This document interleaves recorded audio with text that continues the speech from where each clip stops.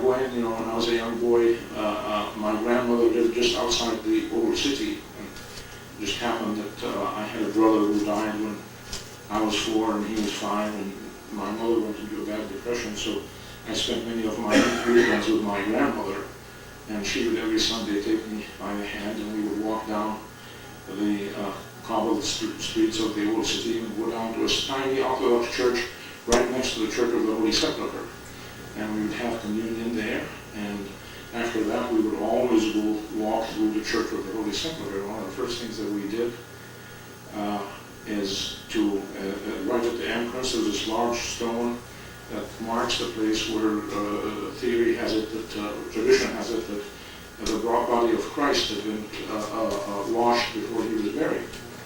And she would kneel down and she would kiss the stone and cross herself. And your grandmother, you do the same thing. And then we would go and we would walk through the church, and it was impossible to walk with her through that without developing a sense of the way she felt, that she was walking on holy ground, on sacred ground, and made sacred because that was the path that Christ walked. And then when you go to the Via Dolorosa, which was the path that took him to, I think, the palace of Pontius Pilate, and then to go back to the Church of the Holy Sepulchre where he was crucified. I mean, you connect with these things. When you go to the Islamic holy places, the Haram Sharif, I never had the opportunity to participate in prayer there, but I have gone there at times when other people were praying. And you don't have, the sense that you have, is that these are people who, when they're there, they're praying, they sense they're in the presence of God. And the same thing with Masjid al-Aqsa. And I'm sure, although I never had the opportunity to witness it, that this is the way the Jewish people feel when they go to the temple, because according to Jewish tradition, this is where God directed Solomon to build the temple. Now you read the history of the city. It turns out that it was a sacred site to the people who controlled the city before David ever took it over. Before it was part of the kingdom of Israel. Clearly, it's a site where people experience the sense of the sacred. And in the context of the Jewish and Christian and Islamic tradition, there are many, if you will, stories of tradition that describe that, or that connect one with that. So much for the issue of the sacred. I feel that we, in American culture, and certainly when you're listening to the American media, you almost never hear the word sacred. Every now and then you hear talk about the Constitution, or is it the Declaration of Independence, about they're pledging their sacred honor and stuff like that. But the word sacred has fallen out of the language. Its traditional meaning is just not there anymore. The other key issue that I feel is important, and I think was alluded to by Jerry, that the fact that the people who are there now are different from the people who were there when I was a 13-year-old, in that many of the Jewish people in Israel came after the war, and many of the refugees in the camps never had the opportunity to interact on a one-to-one basis with some of the Jewish people in Israel. The Jewish people in Israel consist of, by and large, of two groups, in the sense that some of them are descended from people who came from Europe, either Russia or mainland Europe, as a result of what Hitler did. Or some of them, I think, first came to this country and then went back to Palestine as a result of the pogroms in Russia.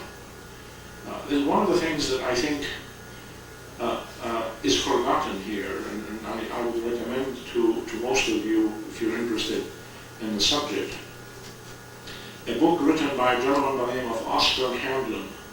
He's a historian at Harvard. He may be retired now. I read the book almost 25 years ago, called The Uprooted. And he speaks of the people who came to this country from Europe between about 1850 and 1900, 1910. And the conditions in Europe, the terrible conditions, the Industrial Revolution, the poverty, so on, that drove them to take the risk of coming to this country. And of course, coming to across the Atlantic in the 1800s was a very risky thing. It wasn't like hopping on a 747 as we do it casually now. And in it, he describes the pogroms that occurred in Russia and